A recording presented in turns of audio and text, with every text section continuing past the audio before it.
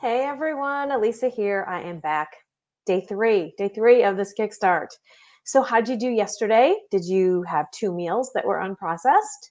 Did you find that you had enough in the house to grab from? Or got to work on that maybe? What am I going to grab next? Or how do I continue this? But I also want to know how you're feeling.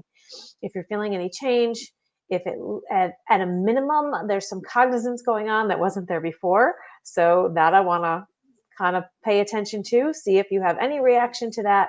Message me, let me know, email me. Just definitely want to see how it's going out there. Yesterday, I do Facebook Lives on my Live Your Best 365 business page, and I talked about excitotoxins, which are another category. I mentioned that at the beginning, and where are we? Wednesday. I mentioned that on Monday as part of being a part of processed foods, and the ones that are most common are MSG, monosodium glutamate, and aspartame.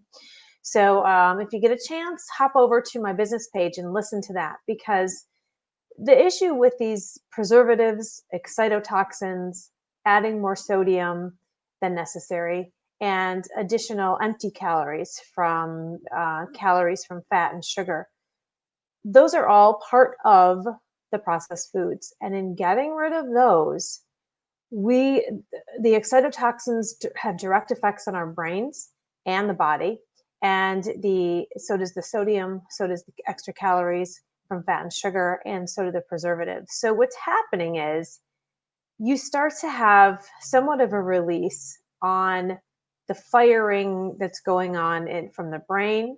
You're having a release from the decrease in the decrease in the excess sodium. So you're starting to maybe lose water.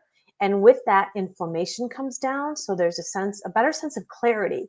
So another way to describe that is you might be more on your A game than you had been in a while. Those are all good things.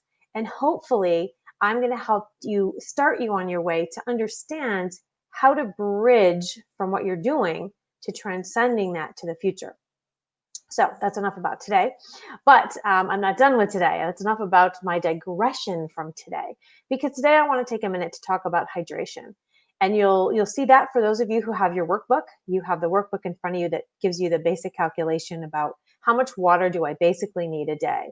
Well, that calculation is your body weight in pounds, divide that by 2, and that becomes your ounces.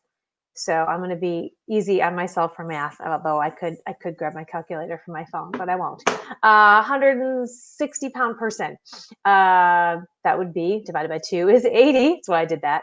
And 80 ounces per day is what you're shooting for. So why is water and hydration important? Without water, all the reactions that are supposed to happen in our body don't go as easily. And people underestimate that, yeah, we need those reactions to go. They're the driver of everything that we need and what we're trying to do that's good for the body.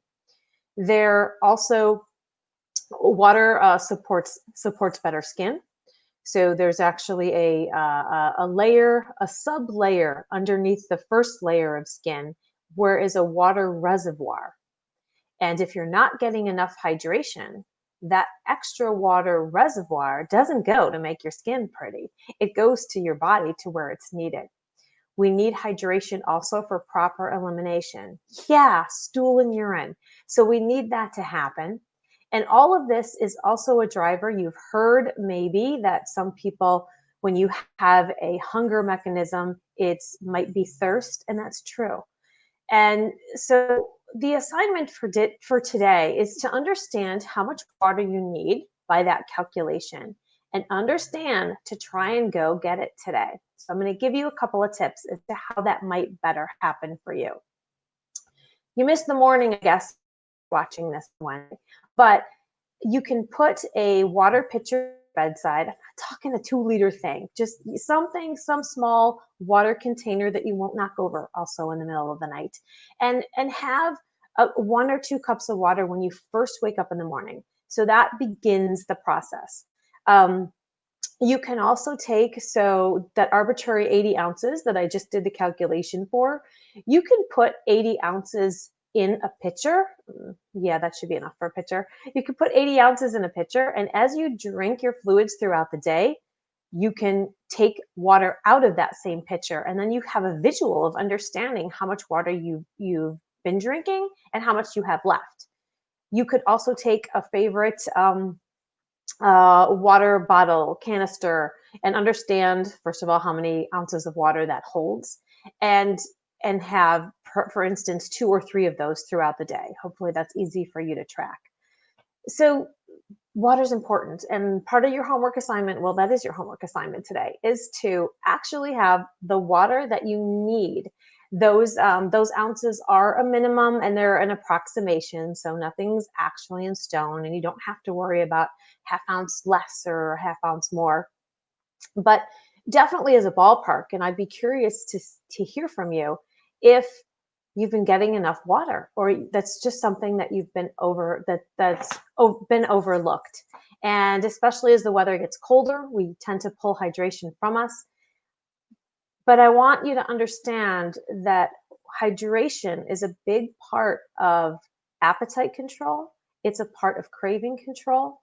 And most importantly, though, it's what drives all the reactions that we want to be happening in our bodies. One final tip about water: if you how you know this is there are schools of thoughts of, should I be having water when I eat something? Yes and no. It's about probably not having too much water when you're having meals, and it speaks simply because the body prioritizes digestion for food, to digest your food. And if we're flooding water in there, sometimes it might compete. So that's an issue. And will it make you more full? If it interferes too much with what you're eating, would you be hungry an hour later? So that's sort of the caveat. But a general rule of how hydrated you are in a normal, in a state of your body that's not right after a meal or during your meal, is we want to be hydrated throughout the day so that you don't feel as much of that bloat and distension. This is not about taking those extra 80 ounces and seeing how fast you can chug them and then, whoop, I'm done with the water today. No, no, no, no, no. We have reactions that are driving in our bodies all day long. So think about it from that point of view.